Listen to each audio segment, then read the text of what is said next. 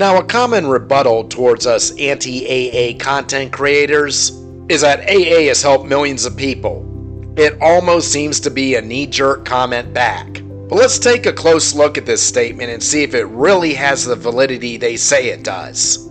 And I'm going to tell you why it doesn't.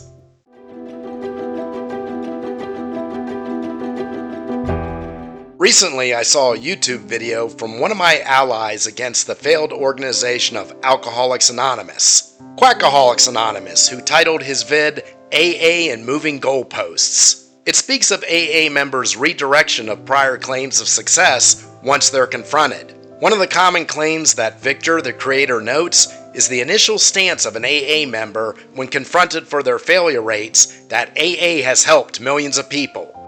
This response is common as I'm beginning to get this rebuttal as well on my blog and YouTube channel from those pundits of the rooms.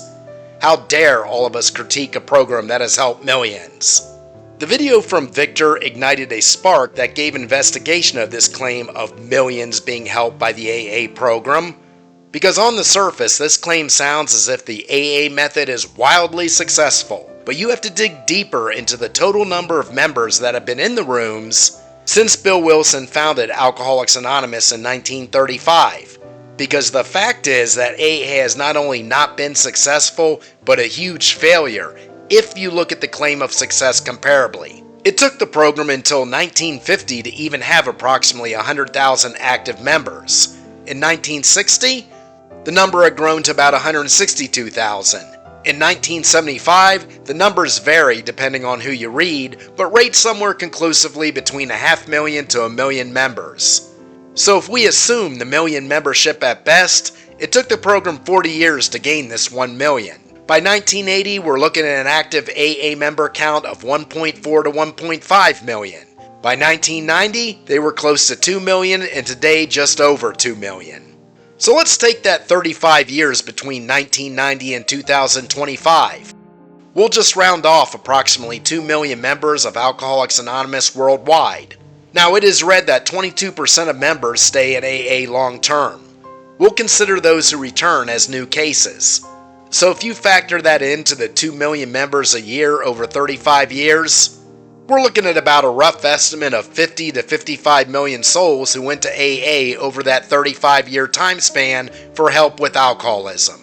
But what AA proponents fail to see, because cult members never see the facts in front of them, is that nowhere near, not even remotely close to 50-some million people, were helped by the methods of AA and the 12 steps.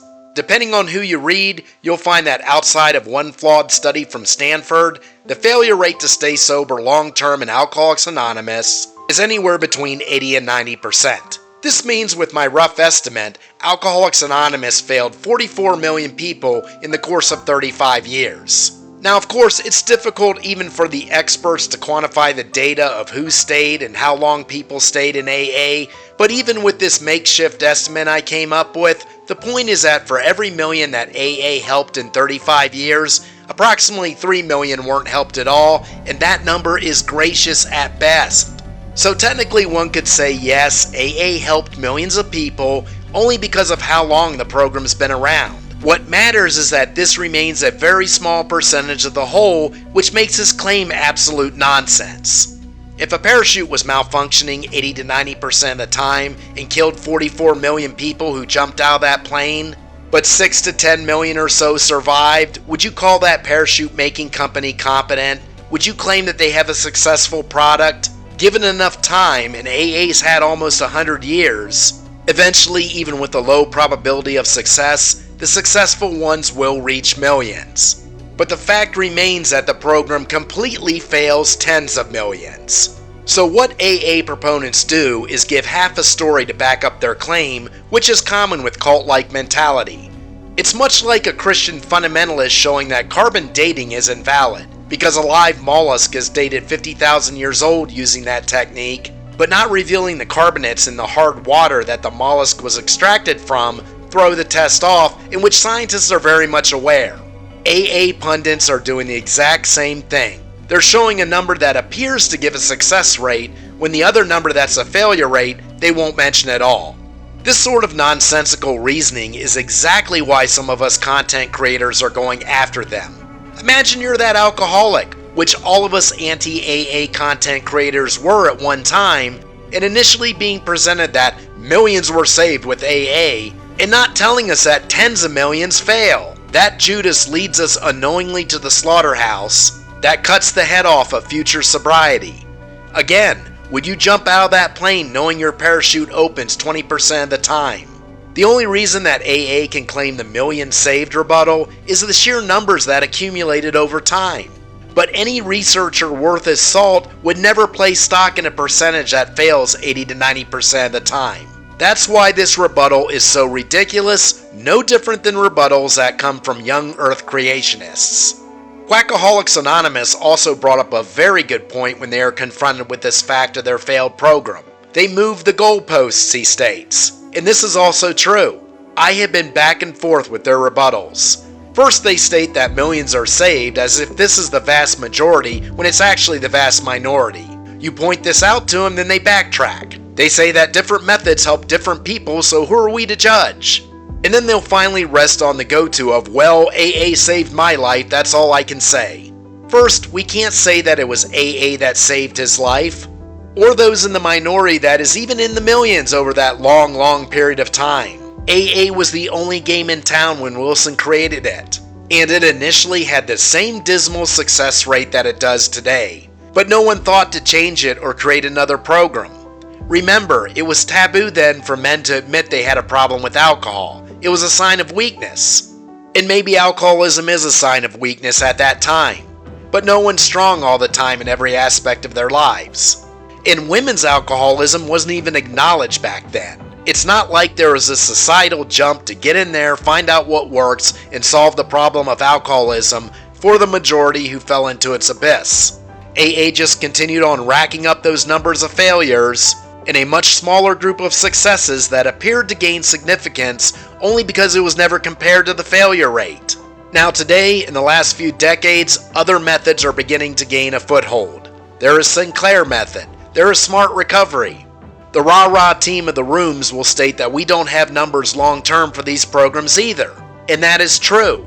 But Sinclair method is using evidence-based analysis and has at least moderate-term good outcomes to date to maintain sobriety, and in decades may come to have positive long-term results as well. Smart recovery is adamant in individualized programs that work for those using them. If these programs end up with even a 50% success rate, then they will have far outperformed anything AA gave us in their almost 100 years of existence. And the difference is these newer programs aren't claiming to be the end-all be-all method to gain sobriety in the long term. AA does. Now this will be denied as AA members continue to backpedal when they're confronted. They would like to present as very kind souls who won't condemn someone who questions AA method. But anyone who's been in the rooms knows this isn't true. It was very evident to myself as I entered the AA door at 11 months sober. I went to 2 meetings and left because it was that obvious to someone who was reinventing his life on all planes how toxic those circles were. Now my critics will balk at my whole 2 meetings. Well, feel free to watch a Quackoholics Anonymous video or a Sobriety Bestie video who interviews many ex-AA members, all of whom were in the rooms for years. Guess what? They say the same thing that I do. Now, for those millions who were saved by AA, there is no evidence that it was AA who saved them. I state this in my own content that the primary reason, the number one factor in staying sober, is the person has to choose not to touch alcohol again. It does not matter whether the person decides to drink again while in AA or any other program. As stated in my book on the matter, either you're going to develop the willpower to abstain from alcohol or you're going to return to alcoholism. That's it, and that's all. The person who chose to stay away from alcohol in AA would have done so in smart recovery as well. So AA really can't take credit for these millions it quote saved. AA didn't save them. They saved themselves while they happen to be in AA. Everyone saves themselves. But here is the difference between Alcoholics Anonymous and the other programs, besides other alternate programs determined to find out what works. and AA being fixated on what doesn't for most of the members who enters its doors, the other programs aren't a cult.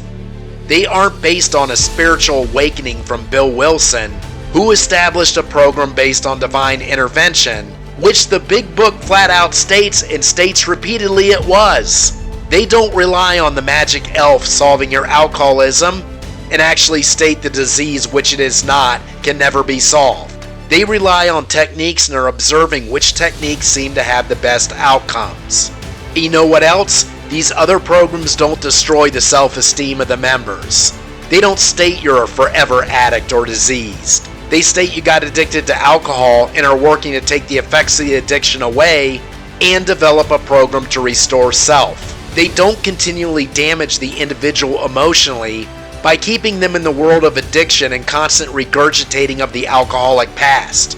AA does that. And this is a point I'm going to add to Victor's analysis of those moving goalposts. Those millions that have accumulated over the years, they may not be drinking, but Alcoholics Anonymous has damaged them greatly. Marriages end because of AA. The person lives in paranoia about not knowing if he'll be sober tomorrow, only today.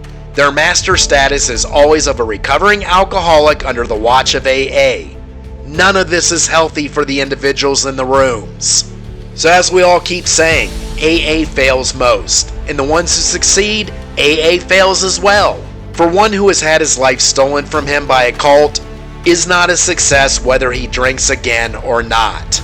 Now if you found this content helpful, go ahead and follow along and subscribe. And to check out my post-alcoholic spiritual reinvention on a 2,600-mile trek, check out The Shepherd and the Running Wolf, a path to forgiveness on the Pacific Crest Trail. Link is in the description and usually free on KDP. And remember, keep your contract, be sober at sundown, and I will see you at the next sunrise.